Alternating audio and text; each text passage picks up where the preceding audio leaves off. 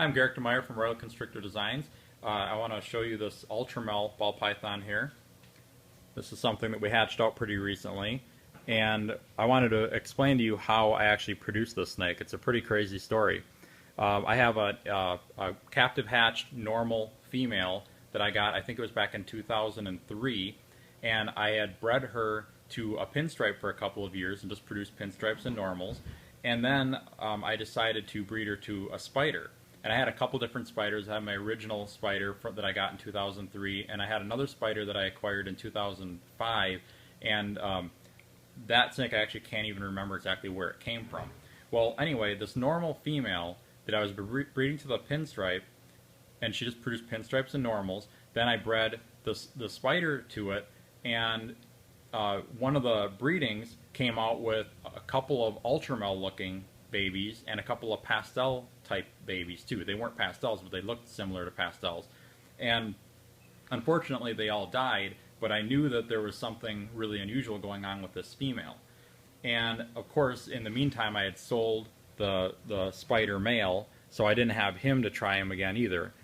So what I decided to do was I bought a het Ultramel, because the snakes that I hatched out looked similar to Ultramels.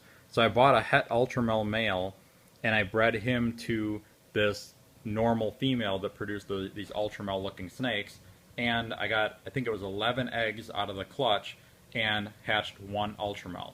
So basically I ended up somehow getting a normal captive hatched female that ended up being het Ultramel, and I just happened to pair her up with the right snake that threw Ultramels.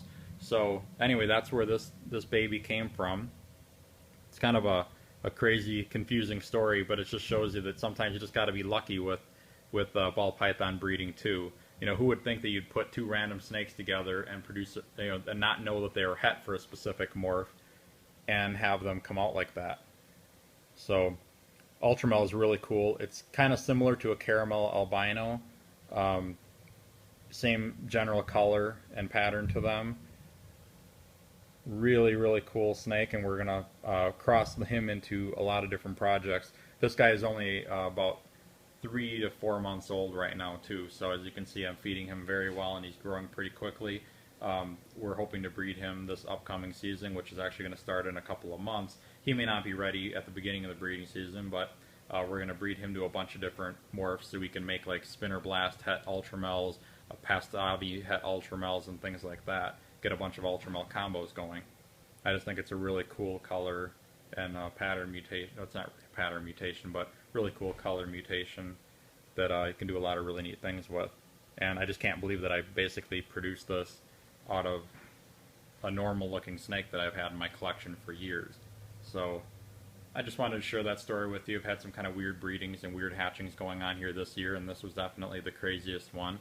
So you can stay tuned for my Ultramel project on my website, Royal Constrictor Designs, and remember to like us on Facebook also, and follow our YouTube videos. We'll show updates on this guy and other snakes from this project as time goes on. Thanks.